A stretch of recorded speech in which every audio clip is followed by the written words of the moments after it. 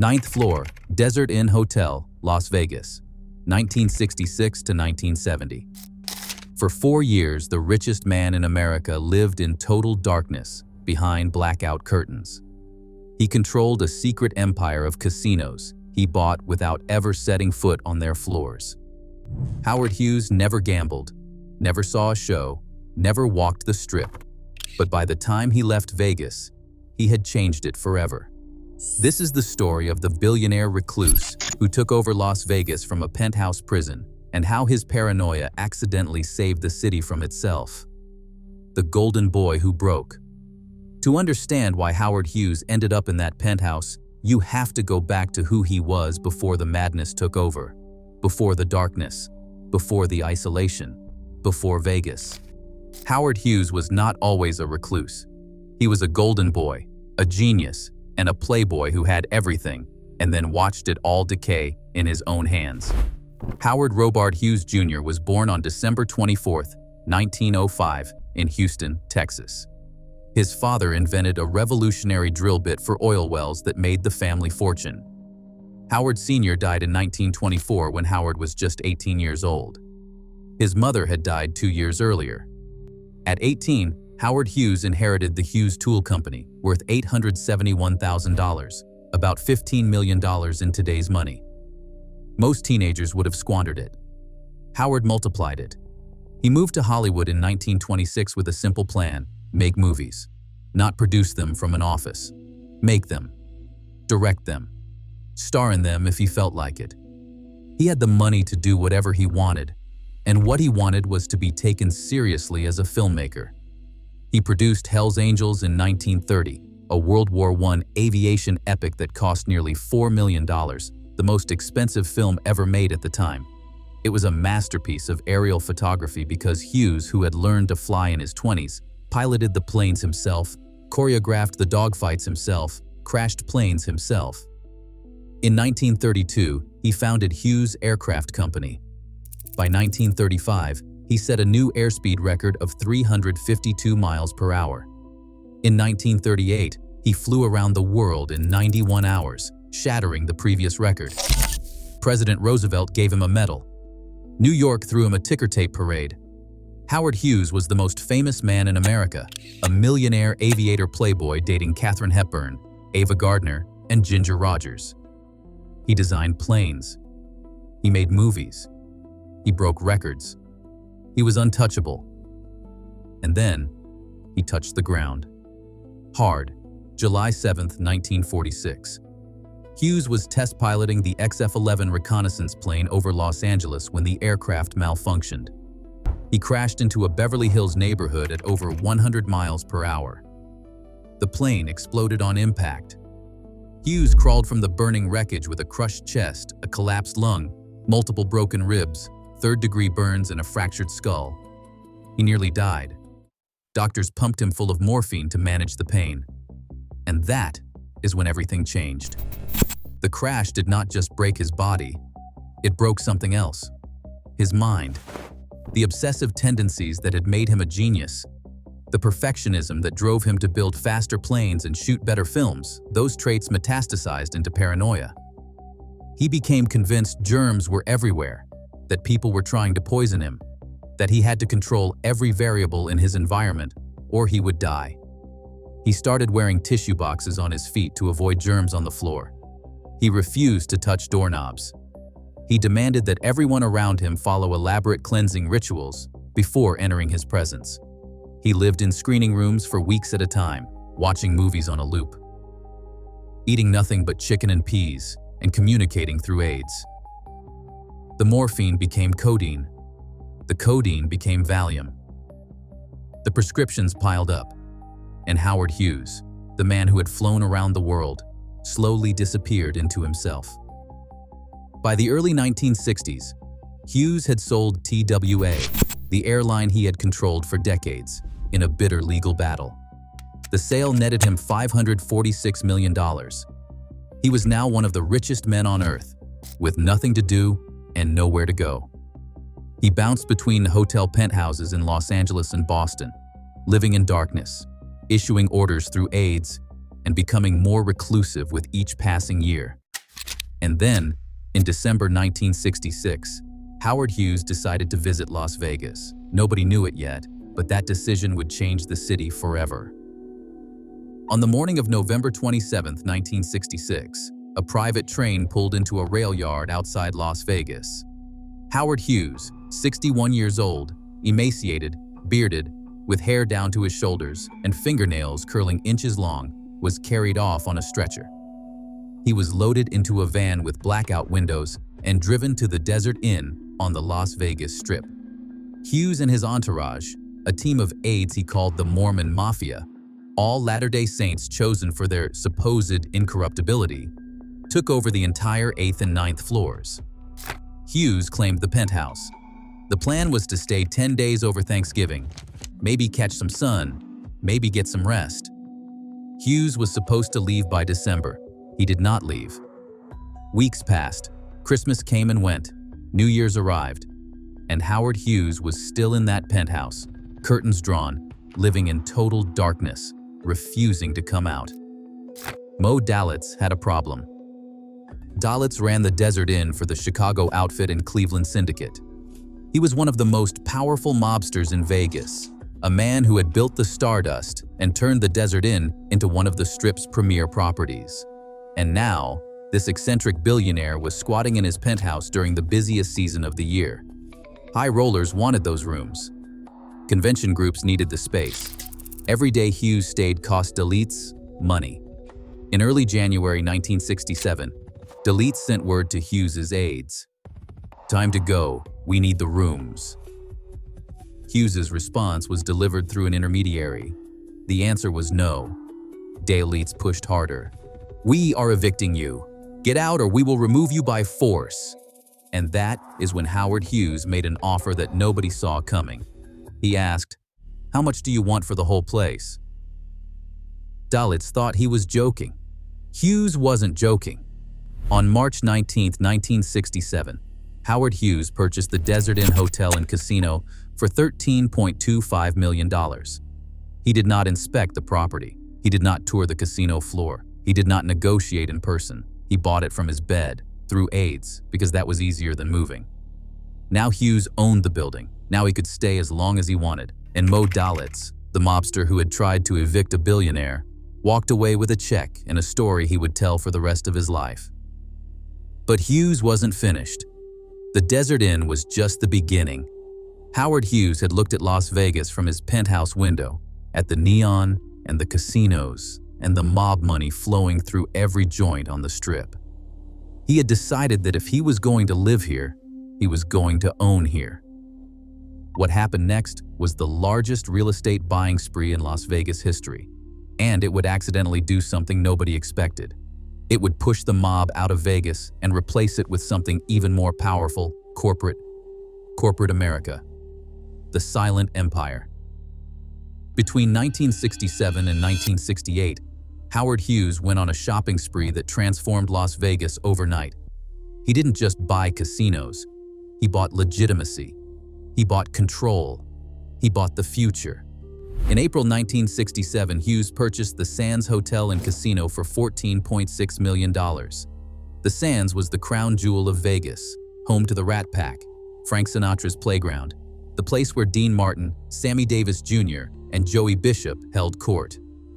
The Copa Room at the Sands was the most famous showroom in America, and now it belonged to a recluse who would never set foot inside. The irony was perfect. Frank Sinatra had part ownership in the Sands. He loved that casino, loved walking the floor, loved being the king. When Hughes bought it, Sinatra's stake was bought out. Frank was furious.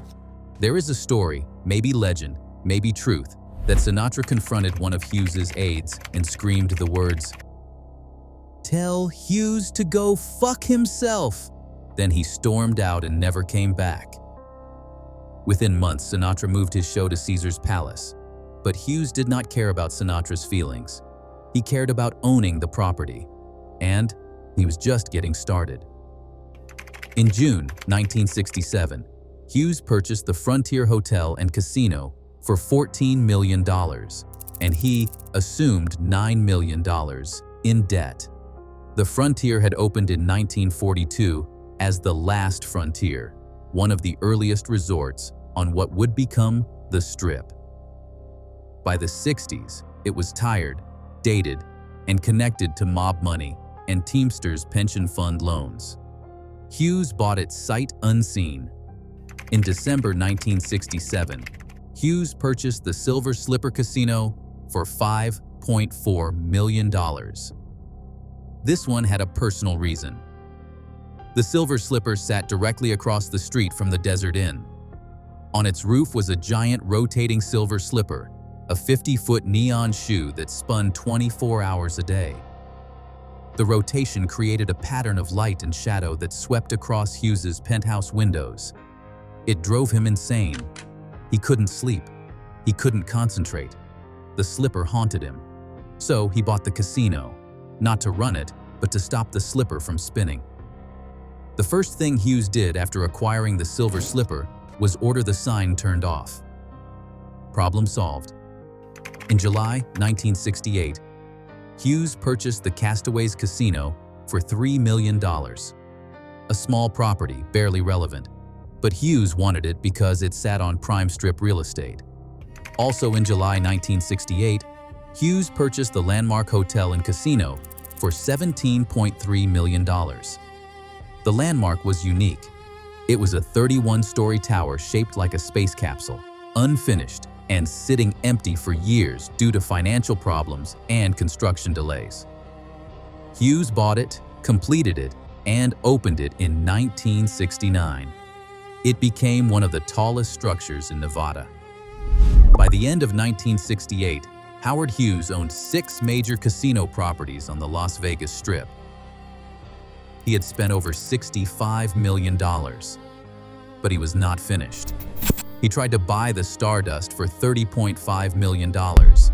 That deal would have given him control of nearly every major casino in Las Vegas. And that is when the United States Department of Justice stepped in. The Department of Justice filed an antitrust complaint. They said Hughes was creating a monopoly, that one man owning that much of Las Vegas violated the Sherman Antitrust Act. If Hughes bought the Stardust, he would control too much gambling revenue in Nevada. The deal was blocked, but the damage, if you can call it damage, was already done. Hughes had spent over $300 million buying Las Vegas, and in doing so, he had accidentally accomplished something the FBI and the Nevada Gaming Commission had been trying to do for years. He had pushed the mob out. Here's the thing about organized crime in Las Vegas before Hughes. Every major casino was connected. The Sands was tied to mob money. The Desert Inn was tied to the Chicago outfit. The Frontier relied on Teamsters loans funneled through mob intermediaries. The Flamingo still carried Bugsy Siegel's ghost. The mob did not own the casinos outright. They skimmed profits. They installed their people in management.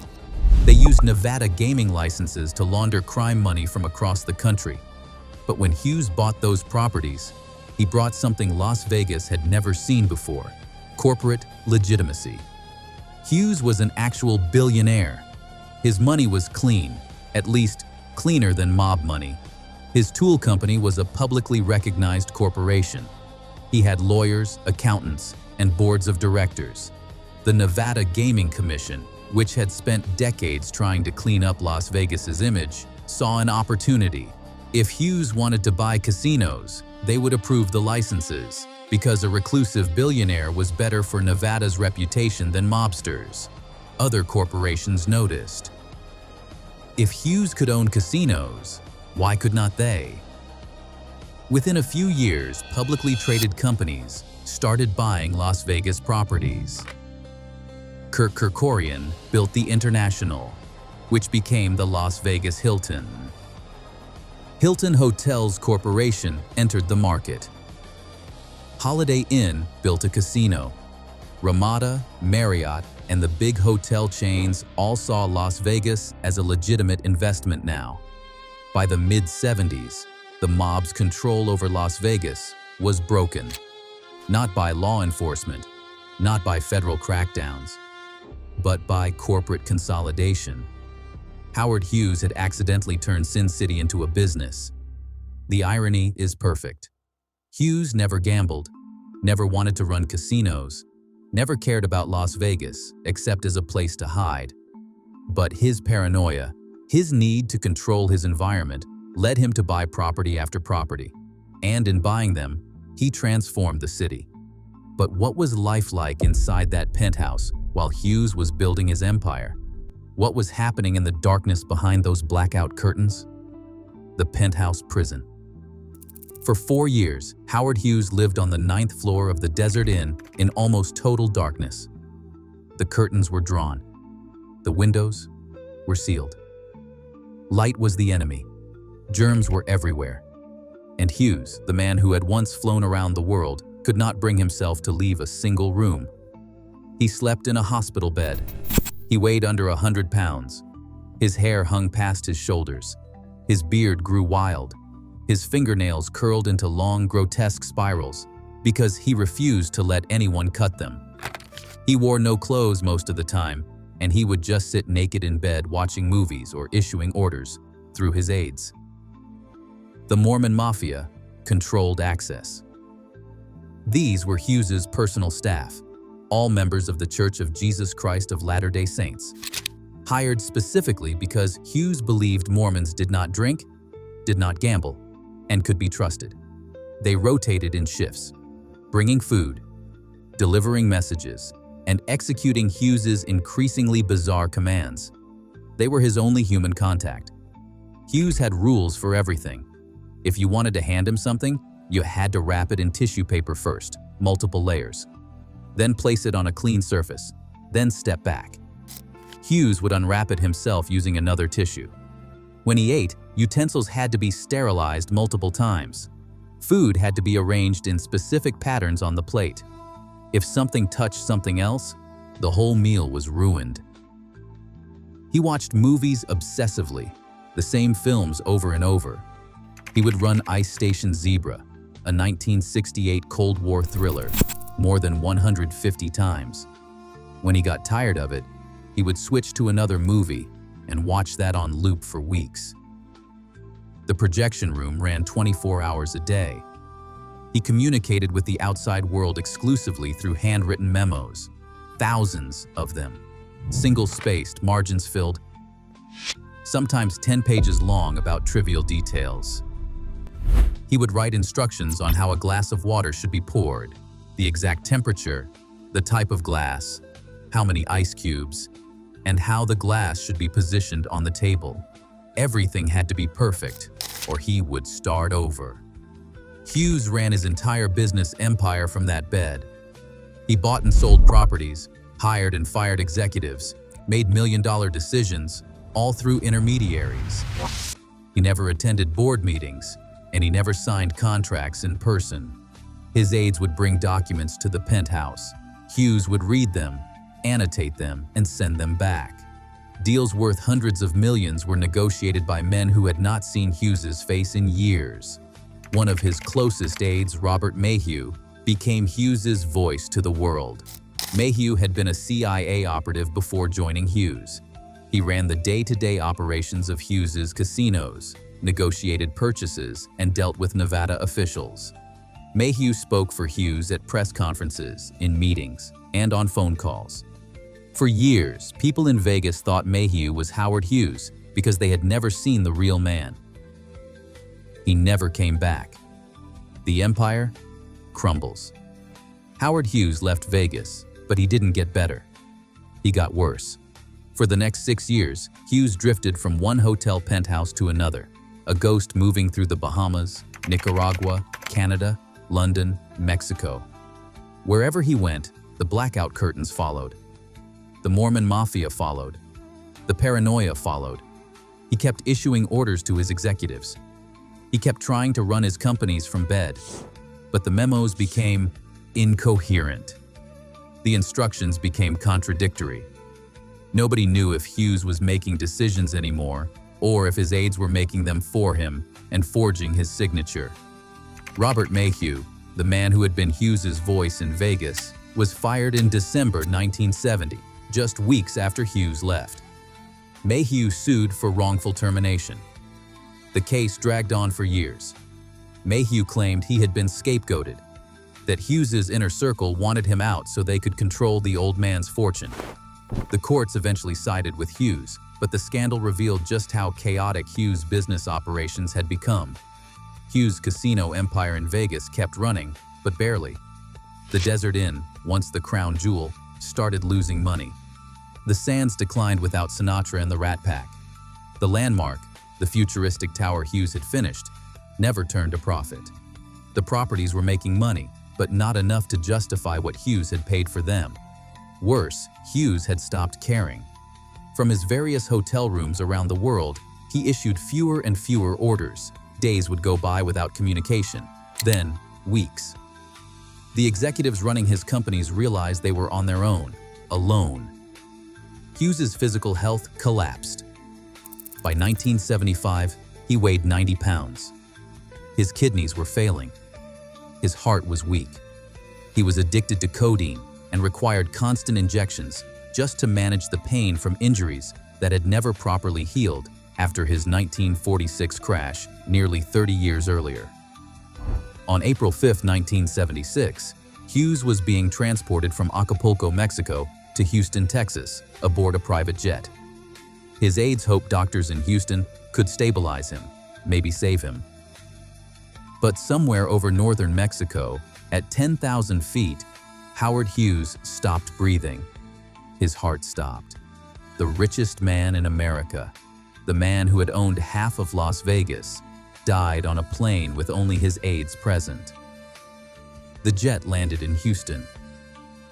An ambulance took him to Methodist Hospital, where doctors pronounced him dead on arrival. He was 70 years old. The autopsy revealed the extent of his decay: kidney failure, severe malnutrition, broken hypodermic needles embedded in his arms from years of injections.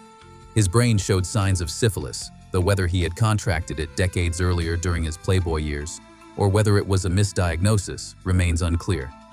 His body was a testament to self-destruction. To a man who had had everything and chose to live in darkness until there was nothing left. And then came the lawyers. Hughes died without a clear will, or rather, multiple wills surfaced, each claiming to be legitimate. The most famous was the so-called Mormon will, which mysteriously appeared at the headquarters of the Church of Jesus Christ of Latter-day Saints in Salt Lake City.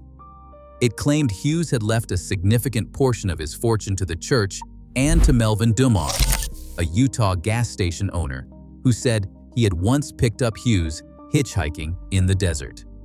Dumar's story was bizarre.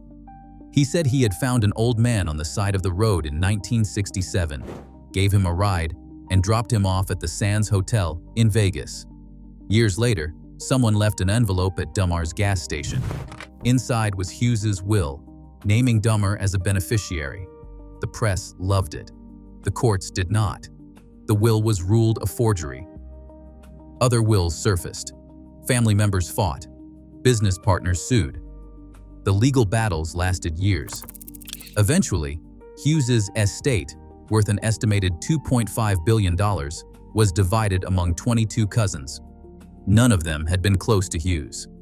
Most had never met him, but they were his only surviving relatives, so they inherited everything. The Hughes casinos in Vegas were sold off piece by piece. The Desert Inn eventually ended up with Steve Wynn, who demolished it in 2004 to build his own resort. The Sands was imploded in 1996, replaced by the Venetian. The Landmark came down in 1995, demolished in a controlled implosion that was filmed for the movie Mars Attacks. The Frontier was demolished in 2007. Every property Howard Hughes bought in Vegas is gone now, erased, replaced by newer, bigger, shinier resorts. Nothing he built physically survived, but what he did to Vegas survived. The legacy. Howard Hughes never wanted to transform Las Vegas. He just wanted a quiet place to hide. He bought casinos because it was easier than leaving his penthouse. He spent $300 million because he could. And in doing so, he accidentally broke the mob's control over the city and turned Vegas into corporate America. Before Hughes, Las Vegas was run by criminals. After Hughes, it was run by chief executives. Before Hughes, casinos were mob fronts. After Hughes, they were publicly traded corporations. He didn't do it on purpose. He did it because he was paranoid, reclusive, and rich enough to buy whatever annoyed him. The irony is suffocating. The man who never gambled, never wanted to be in Vegas, never left his penthouse, changed the city more than Bugsy Siegel, more than Frank Sinatra, more than any of the mobsters, or entertainers, or gamblers who defined the Strip. Steve Wynn, Kirk Kerkorian, Sheldon Adelson, every modern casino mogul owes their empire to Hughes. He proved that Vegas could be a legitimate business, that corporations could own casinos, that the Strip didn't need mob money to survive. And he did it all from a hospital bed in total darkness. Hughes died in 1976. But the Vegas he created, the corporate, sanitized, family-friendly, publicly traded Las Vegas, that Vegas is still here. It's the Vegas of Caesars Entertainment and MGM Resorts and billion-dollar quarterly earnings reports. It's the Vegas where hedge funds own casinos and algorithms set table limits. Some people say Hughes ruined Vegas, that he took the soul out of it, that the MOB era, for all its violence and corruption, had more character than the corporate machine that replaced it. Maybe they're right. Maybe the Strip was better when it was dangerous. When the Rat Pack ran the Sands, and Mo Dalitz ran the Desert Inn, and everybody knew the skim was happening, but nobody cared because the shows were good and the stakes were cheap. But that Vegas was always going to end. The mob couldn't last forever. The feds were closing in. The Gaming Commission was tightening regulations. Sooner or later, corporate money was going to buy up the Strip. Howard Hughes just made it happen faster. He was the bridge between old Vegas and new Vegas, between Bugsy's bullet-riddled dream and Steve Wynn's billion-dollar fountains. And he did it without ever leaving his room. That was the story of Howard Hughes in Las Vegas, the billionaire recluse who secretly bought the Vegas Strip from a penthouse prison, the man who never gambled but owned the house, the aviator who flew around the world and then locked himself in darkness for 4 years. What do you think? Did Hughes save Vegas or destroy it? Tell me in the comments. And if you love discovering the truth behind the legends, hit subscribe because every empire has a hidden architect and Vegas never forgets.